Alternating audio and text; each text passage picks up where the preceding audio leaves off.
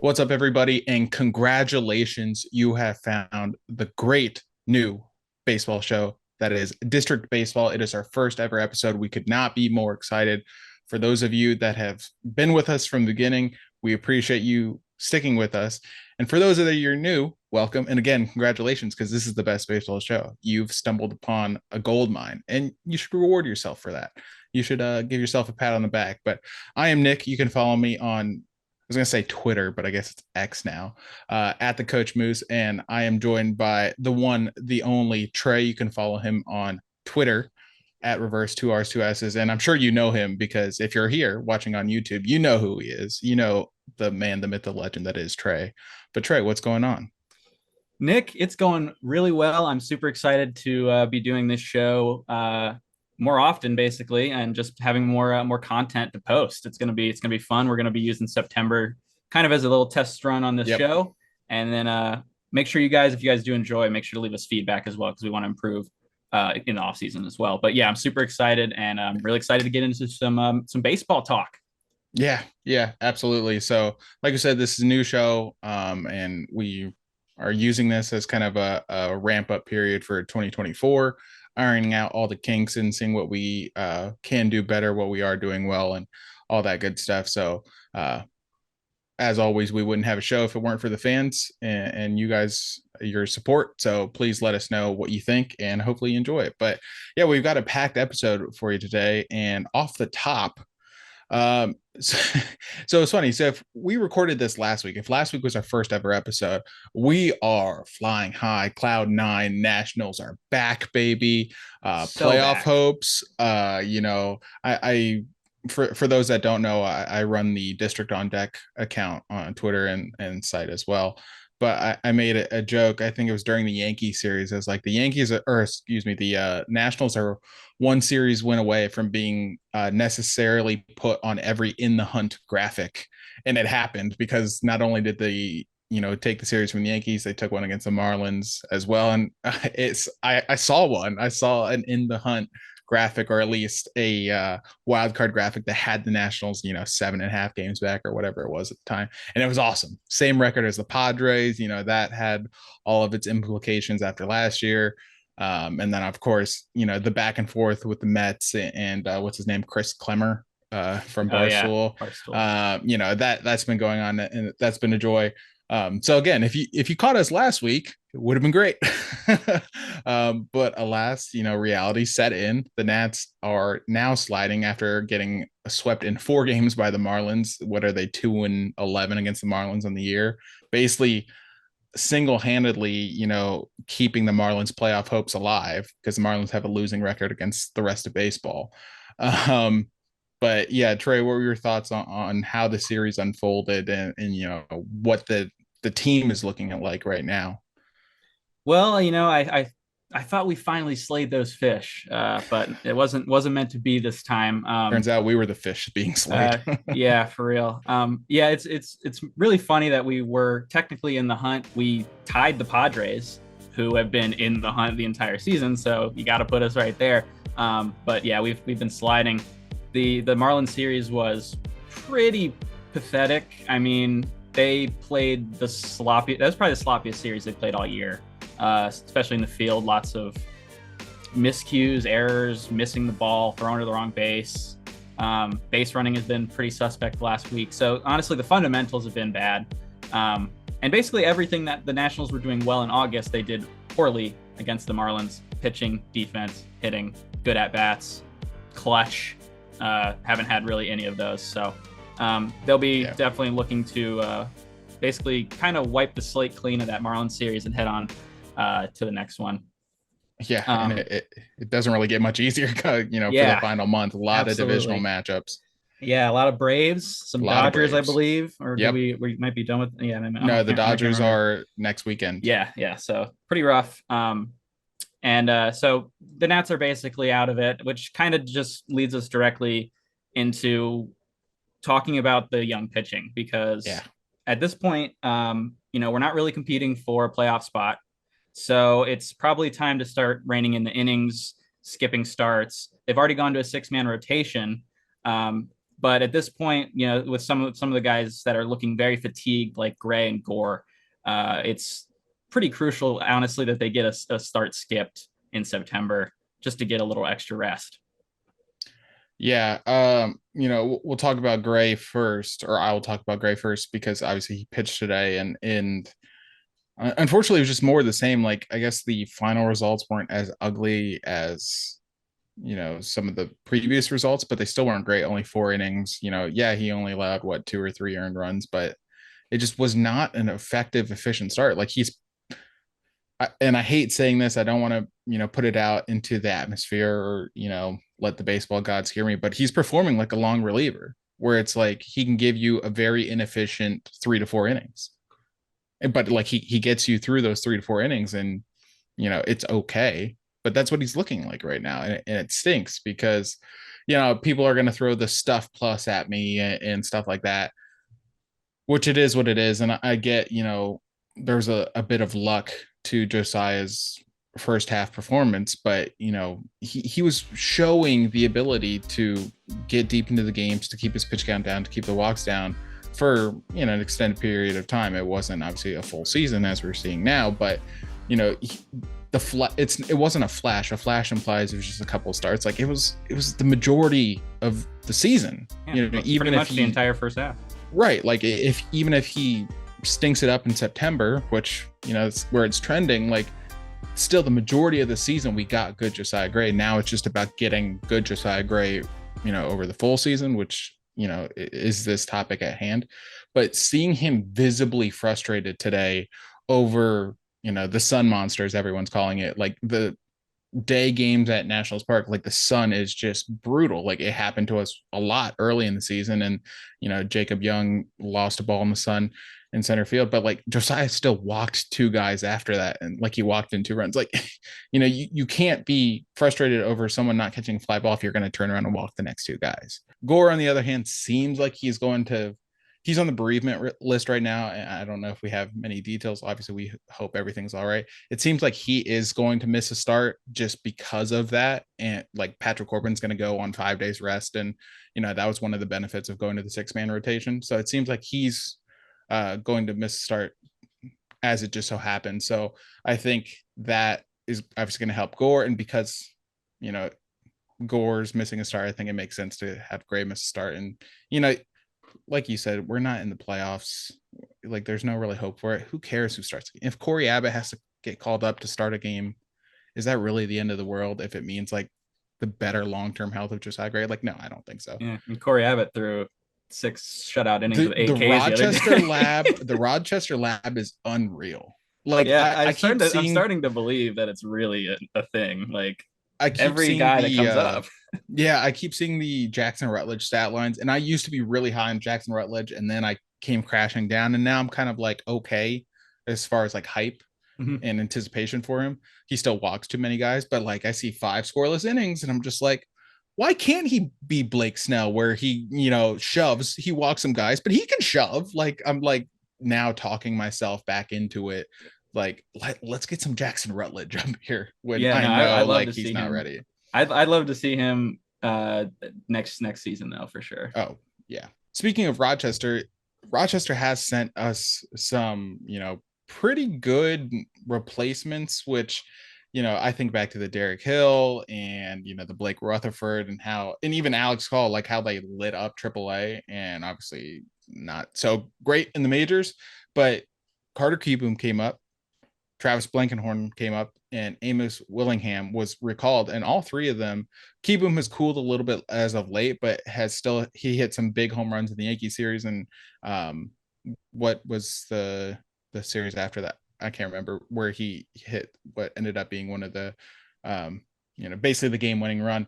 And That then was the other Marlins series. It was all right. Yeah, I was like, that wasn't this series. Yeah, we play. Yeah. Yeah, the Marlins series are blending in for me too. Right, exactly. But Blankenhorn homered in his first game, and he's been getting on base, drawing walks, and seems to be finally at least decent call up from AAA. And we talked about the Rochester pitching lab. Hopefully they fixed Amos Willingham, because I think there's potential as a reliever there. He covered 3 scoreless innings today or yesterday. Yesterday. So like there's potential. what do you think of like the Nats, I guess, depth? Because none of them, maybe Kieboom, there's an argument, but none of them are like long-term pieces, but they're depth, and that's obviously what every team needs. Yeah, well, that's certainly what the Nats need in terms of the major league depth and the minor league depth all throughout the organization. They have a lot of the high end talent, but they're not, getting those late round picks that come up and are successful. But yeah, no, I've been excited about the way Kieboom swung the bat. Would like him to walk more going forward, but obviously we know that's not really the Nats philosophy. But we'll see. Blankenhorn's been too soon, but he's never really had a real chance. So we'll see. Yeah. And Willingham's been intriguing to me since he came up because he throws gas. He's got some good stuff. It's just a matter of locating it, and he did a lot better yesterday of locating, especially a slider. So we'll see if his trip to AAA really makes a difference for him. Yeah, hopefully he can stick around because the bullpen, yeah, we need some depth in the bullpen. Is all over the place right now. I probably worth mentioning that Tanner Rainey seems to be back sooner rather than later. He's on a AAA rehab assignment right now, or a major league rehab assignment in AAA. So he's going to take someone's spot. He's going to be up before the season's over, but it'll probably be the lowest performing player as opposed to Amos Willingham, just because he was the last guy called up. It's going to be, whoever's performing poorly is going to be the odd man out. Speaking of performing poorly, he was until this series. Lane Thomas is kind of, I don't know. I have a love-hate relationship with Lane Thomas. Like I want to just enjoy it for what it is, but people are making out to be way more than it is, and so it's conflicting. Yeah, it's the yin yang of that. Yeah, banged up relationship. a little bit, but had a great series. What are your thoughts on Lane Thomas? Well, I was excited that he finally seemed to come back down to come back to hitting with some power again. That he was kind of banged up. They rested him because of a back injury. Maybe that was affecting him during August, because despite the Nats winning a lot during August, Lane Thomas was pretty mediocre. But I wanted to talk about specifically his at bat today against Sandy Alcantara and his home run, because certain home runs are different than others. A hanging curveball in a regular season game down by 8 is not the same as Kyle Schwarber hitting a 490-foot ball in San Diego in November or October. So some home runs are different than others. And I think Lane Thomas hit one of the more impressive homers that I've seen from a Nats hitter today in a while. Went very far. He went very far, but more importantly, it was the pitch and the location. 100-mile-per-hour sinker from a great pitcher. I know he hasn't been as good this year, Alcantara, but he's throwing a 100-mile-per-hour sinker. It gets in on Lane Thomas's hands, and somehow he pulls the hands in, absolutely crushed it, hit like 111 mile per hour. But just to be able to get the barrel out enough to keep that ball fair of where it was located, I was honestly, genuinely, really impressed with that. And that kind of honestly sparked something in me. Like, he's actually got some hidden skill. I mean, I know he's had a good season. We've been questioning, like, is it real? Is it not? But that's not many guys can do that. So I got to give him his credit for that one. And just I just wanted to gush about that specific homer because I thought it was so impressive. Yeah, I thought you were a believer. I think I'm more of a believer than other people now. I think. Jeez. I'm not. I don't think he's an all-star all the time. Okay, I'm not like that, but I kind of like him. Right? I think he's a fine fourth outfielder and is completely expendable in the right deal. Yeah, I can't really argue against that either. All right, the last bit of Nats news before we transition into MLB and some of the burning topics around the league and playoff races and whatnot. Johnny DePuglia of the Nationals since 2009. Like, it's not like he just came into the organization. He's been here for a while. Rizzo's right-hand man. He was promoted to assistant general manager after the 2019 season. Obviously, everyone knows what happened in 2019. Signed Juan Soto, among others. I love the among others in this news does so much work. Yeah, I know, for real. But he resigned kind of unexpectedly. I believe it was Saturday, over the weekend. And it kind of just fuels the conjecture a little bit more surrounding Mike Rizzo. Davey Martinez was extended, but that was more Rizzo's decision, whereas Rizzo being extended is more on the ownership. And obviously everyone knows the ownership is in flux with the hopefully pending sale of the team, or impending sale of the team. But regardless, let's say Rizzo is back, which does seem like the likeliest outcome, especially now that the White Sox have filled their vacancy for general manager. It still leaves the Nats with a vacancy in their international scouting director, which everyone's like, it's a huge loss. Like Bob Nightingale was throwing out the propaganda. Yes, he signed Juan Soto. Credit where credit is due. Like obviously that's massive signing. Look at his other signings though. Like the cream of the crop. Yeah, I guess you could throw Victor Robles in there, but after Victor Robles, the cream of the crop is like Wilmer Defoe or like Wander Suero Oh or man. Pedro Severino, like all guys that had a cup of coffee with the Nats and then had to be released because they were ultimately so bad, even in bench spots. And like the guys that he signed more recent, like Yasel and Tuna, had to be removed from the 40-man roster just because he wasn't showing enough promise. Andrew Lara, guys like that. I'm forgetting the shortstop's name. That I hasn't know been who you're performing talking well. about though. But like the guys he signed recently, they're not performing well either. And Christian Vaquero could be something, but we're years and years away from ever finding out. The fact of the matter is the Dominican Summer League team is 11-39 this year. Not only are they the last in their division, they are last in all of the DSL by like a wide margin. Yeah, So it's not I, close. I do think this is more performance based, but the fact that Johnny or DePuglia and Rizzo had been so close since 2009 just again adds fuel to that fire. Like, what the heck is going on in the Nats front office? Yeah, I mean, it goes back to what I was saying earlier about lack of depth. I mean, the high end talent is generally going to come through and at least provide you with something. It's those under the radar guys, the late round draft picks and the international signings. And when you don't have that help, you really start to feel it when in the pitching depth, in your positional depth, throughout the entire organization. And that's definitely been an issue for the Nats in recent years. So For sure. yeah, it is a little bizarre that there's been no follow up on No why he news. left. So No that's news. definitely something to keep in mind as something that's just kind of interesting. I don't really think it's much Yeah. more than that. But It, um, if you are like one of those people that are like very concerned about this move, just know this is also the same guy that absolutely whiffed on Ronald Acuna. Acuna was gonna sign with the Nats for those that don't know, and then the Braves offered like 500,000 more, and Acuna went back to the Nats saying, I got offered this. Can you match or exceed it? And DePuglia said no, and we all know how that's turning out. So, yeah, whether that stings more or eases the sting of losing him, I think it's a good opportunity for the Nats to get more forward-thinking individuals in the scouting department and as assistant general manager, and really let's make this player development, kick it into overdrive and see if we really can't make something happen. All right, we're back and we're talking Major League Baseball now. And there is a race. Obviously, when we get into September, there's all kinds of races that, if your team's out of it like the Nats are, you're shifting your focus elsewhere to see what might transpire out west, with the late night baseball or everything else. There's a bunch of good races, but arguably none better than the NL MVP right now. If you go back a month ago, it was Ronald Acuna by a wide margin. If you go back 3 months ago, it was Ronald Acuna, maybe Corbin Carroll.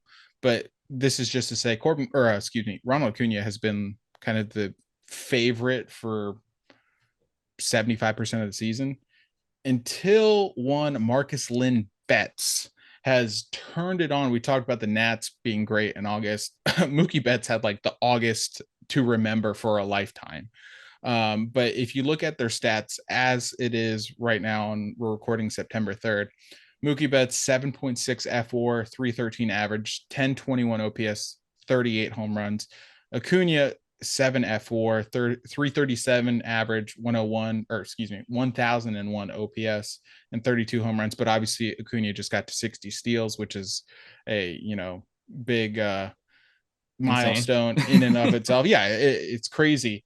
But then you do want to give some credit to Freddie Freeman, who's been pretty consistent all along. And I think if we weren't in the midst of like one of the greatest MVP chases or battles in recent memory, Freddie Freeman would be a more than fine MVP on like any other year. Yeah. 6.9 F4, 338 average, 994 OPS, 25 home runs. So it's just like, it's not really pick your poison, but like you can't go wrong. Like all three of these guys are insane. And of course, Betts and Freeman are playing on the same team, and Acuna is just leading the best team in baseball right now. So it's like, are you leaning one way or another for NL MVP? Right now, no. I don't know who I would pick. Honestly, I mean, even Freeman is right there Yeah. with Acuna and the WAR numbers and the OPS. I mean, I think it's going to come down to whichever one of those three players has the best September, and that's going to be it's going to be full blown recency bias. But at that point, I mean, it probably wouldn't be because they're so close right now. So whoever has the best month is probably going to be the clear cut guy. I mean, I don't even know though, because they could all have good months, and then we're still sitting here with the same conversation. Same spot in a month from now. Yeah, I think the only thing I think people should pay a little bit more attention to though is, or maybe pay less attention to, is that stolen base home run number, because Acuna's stealing a lot of bases. He's stealing more than everybody. Steals are up this season, so there is that to consider. But more importantly, his defense, it's been bad. Not good, not okay, bad, simply. So you have to take that into account. And you got Mookie, who's been playing pretty damn good, and he's been playing. Yep. He's been playing right field. He's been playing second base, and he's been playing shortstop. And that positional versatility for me would probably pick me to vote Betts right now. But I don't want to have to make a pick because this is still so tough. Because Acuna is still amazing. He's had an amazing season. So. Yes. It's probably going to be whoever has the best September. So I have who I would pick, and then I have who I am 99% sure will win. Yeah. I would pick Mookie Betts in a heartbeat. I think if you're going off, I think if you're going off the pure definition of most valuable player, it's without a question Mookie Betts. I can see it, yeah. If you want to go most outstanding player, which is typically what all MVP races are, that's Acuna. Like it just is. Yeah, like Mookie Betts might have the edge in OPS and home runs, but it's Acuna. Like there's no really debate for that. But you just mentioned the Dodgers shortstop has been a black hole ever since the Gavin Lux injury. Yeah. Like they've tried 4 different people there, and they're pulling in a Gold Glove right fielder to go play shortstop because, like, one, they needed it, and 2, he's able to do that, which is just absolutely insane. He hasn't played infield regularly since like the minors, and he's doing it for one of the best teams in baseball and without really skipping a beat, and it's not affecting him offensively either. We always talk about the consistency, defensively and how it might impact offensive output and stuff like that. Doesn't matter to Mookie at all. But I do think Acuna wins. He has all the sexy milestones, the stolen bases, and the hardest hit home run in the StatCast era, which was just insane. Like he has all the flash, whereas Mookie Betts is just Mookie Betts. So, and also Acuna hasn't won one before, so I do think Acuna will end up winning it. Yeah, I think that's definitely good to differentiate between who we think should win and who probably will, because I think you're right. Those counting stats are probably going to be eye-popping for a lot of voters. And I don't have any problem with Acuna winning either. Oh yeah, I mean he's been like these honestly, these 3 seasons between all 3 of those players have been elite. Like I mean they're already all at 7 WAR. There's a month left, so that's pretty nuts. F4 too, which is a little bit more for real. Strict on how they grade. Absolutely. But it's just crazy. It's gonna be fun. That'll be really fun. Another fun race is also out west, and that's the AL West, which is probably the best divisional battle going on with a month left. Seattle, as of again September 3rd, they're 77-59. Houston is 77-60. Texas is 76-60. So like it's anyone's race. It's been Texas for the majority of the year, but Seattle has gotten extremely hot since the All-Star break and even before that, but they're really turning it on as of late. And then Houston has the experience. They've been there, done that. They brought back Justin Verlander. Like there's no reason they can't do it again. Like that's how good they are. They won the World Series last year, right? Yes, they did. Are we forgetting that? And I know their team looks a little bit different, but they still have all the bones of, the team that's been there so often since 2017. And people are going to throw out the chat. I don't care. Like you still have to go out there and execute. and there's no trash cans when they're pitching, and they're in the field, and all that stuff. So it's anyone's race, but that is the division to watch right now. Who do you think wins it? Oh man, you know what? I'm going all in with the Seattle Mariners winning that division, breaking that curse. Absolutely, brother. Absolutely. Yeah, and I want it because we all kind of rooting for the Mariners, I feel like, in general. But it just makes sense. They're as hot as any team right now, and they're not slowing down. It's actually crazy how sustained the success has been at this point. It's been pretty much 2 months of this. They actually, funnily enough, set their franchise record for wins in a month in August, which I thought was completely insane because they have the 2001 record. Yeah. Turns out 2001, their top was 20 wins in a month. They did it like 3 times, but they didn't get to 21. So I found that to be absolutely ridiculous and crazy. But yeah, no, I'm going to go with Seattle. I really think they're going to do it. Yeah, I would love that. I also root for the Blue Jays, so I would love to see Houston fall out, and so that way the Blue Jays get the final spot. But I think all 3 of these teams being in the postseason would make for a very exciting postseason. Oh yeah, absolutely. Because they've seen each other a lot. They've all made, whether it was last year or this year, big deadline acquisitions to really help put them over the top. It just makes for good October baseball when teams like this are the ones competing, and not teams that just so happen to find their way into the playoffs, which I guess doesn't happen so much in baseball. I'm thinking more other sports, but baseball's good. We like baseball. The other news from the AL West is one I didn't see coming, but like once you stop and think about it a little bit more, I guess it makes sense. It's kind of a sad story to be honest. It's just tragedy. But yeah, tragic. Yeah, tragic. What's the Monty would love this. Like what's the play? You're not supposed to Hamlet. You're not supposed to talk about Hamlet or whatever. Like the Angels feel like Hamlet. Like you say Angels and something bad happens. The Angels dumped so many players. Lucas Giolito, Ronaldo Lopez, who they acquired at the deadline. They spent 2 weeks with the team. They're gone, claimed by the Guardians. Matt Moore, I don't remember where Matt Moore went, but he was dumped too. Hunter Renfroe, he's gone. He claimed by the Reds. Dominic Leone, he's gone, claimed by the Mariners, who we were just talking about. Randall Grichuk, I believe he's gone. I don't know what happens if you go unclaimed. I believe he's gone. I need to follow up on that, but he got waived. In all of this, if you're wondering, like, what the hell, they just gave up, 2 of their 3 top prospects for Giolito and Lopez, and for 2 weeks, and all this stuff. Like, why would they just dump them? Well, it's to get them under the luxury tax. They were like, as it stood, over the luxury tax. They made all these moves to try to get under it, because not only does it save them from a year of being over the luxury tax, but when Shohei Ohtani signs elsewhere, not if, but when he signs elsewhere, that comp pick turns from a 4th round into, I believe, like a 3rd or 2nd round, because they were under the tax. Round pick. So, it makes sense. They're just trying to recoup as much value as possible.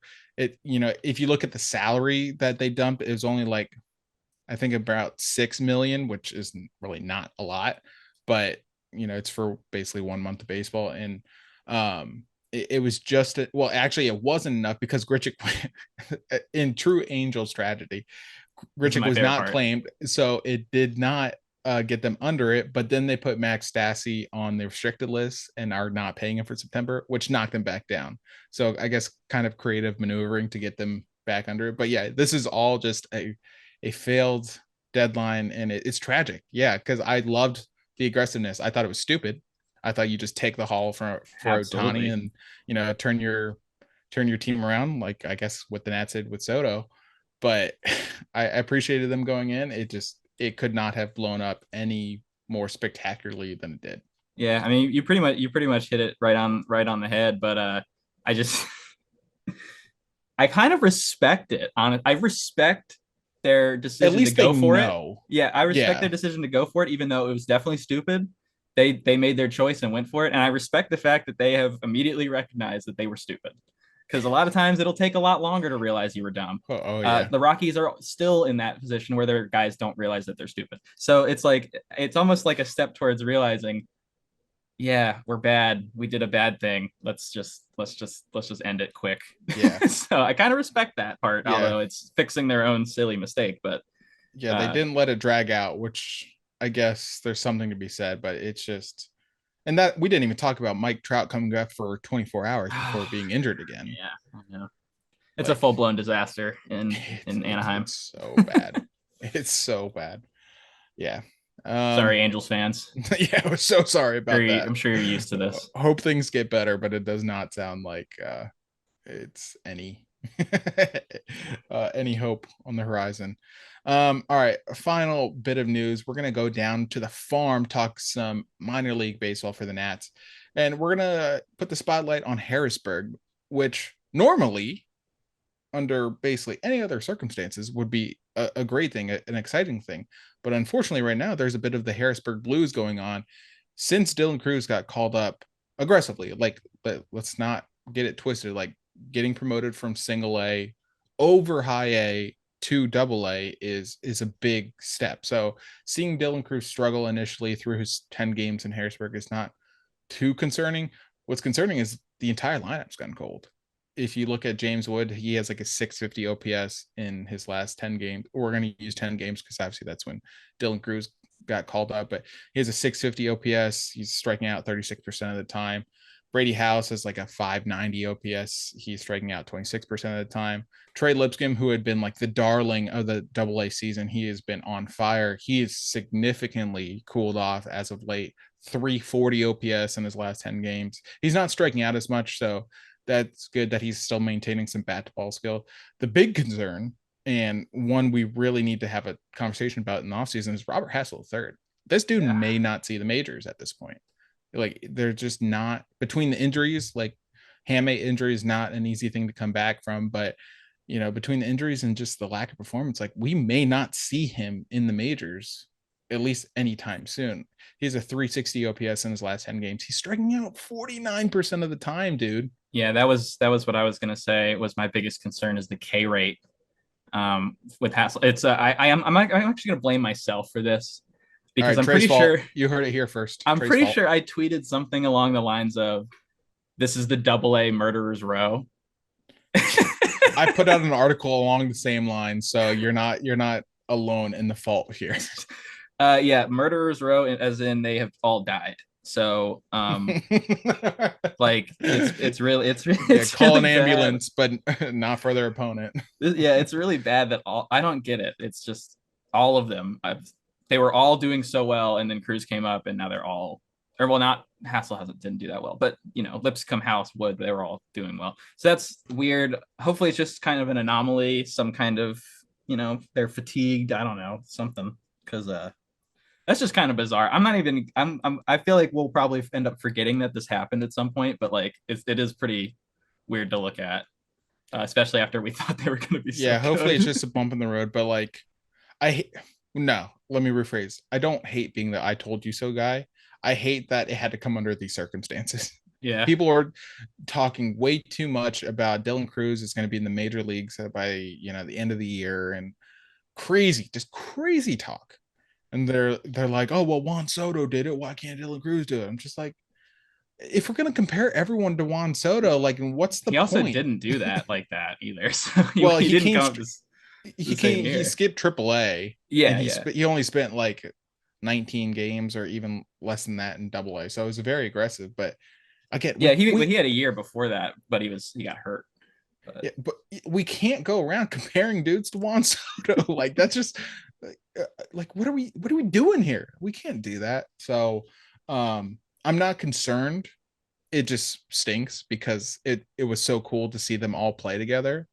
And you slide in KB Ruiz and CJ Abrams to that lineup, and it kind of starts to come together, and you're like, oh man, oh man, like 2 years from now, 3 years from now, we are bumping. But unfortunately, like, not off to the best of starts, but hopefully they pick it up before the season ends in a couple of weeks. small sample size, so it's Small it's sample not a size. huge deal, but like it's just funny. Yeah, in true Nats fashion. It's very ironic that everybody was just so hype about it, and this is what Oh yeah, happens. like how the Nats were going to get that final wild card spot. Yep. Yeah, yeah, fun times. August was fun. Yeah, that was good. Can we go back? No matter what happens the rest of the year, we'll always have August. So, oh man, but that does it for our lineup. You got anything else before we head out? No, I think we got to everything I wanted to talk about today. Absolutely. Well, again, thank you all to all the listeners for embarking with us on this new show and new venture. And again, to all the new listeners that join us along the way, we're super excited to get this thing going and off the ground. And like Trey said at the beginning, take September to give us feedback, and Yes. we're gonna iron everything out and make this thing a well-oiled machine for 2024. So very, very excited for that. Thanks, guys. Appreciate it. Be sure to follow us on Twitter. Follow the show. I should have plugged the show. Although, if you're looking at this on YouTube, as you should be, highly encourage you. All right. Left hand side? Left hand Right, side. right hand side is the right. Yeah. On Well, one of my sides, I can't remember. well, actually, that's the lineup. Below me is where all the handles are. Yes. and stuff like that. The show at District Baseball, you can follow it at District BSB. Be sure to follow that. Is the old Half Street High Heat account. So if you're already following it or that show, you're now following the new one. So congratulations. But all the latest content will be there as well. So again, very excited to get this thing going and appreciate you guys being here.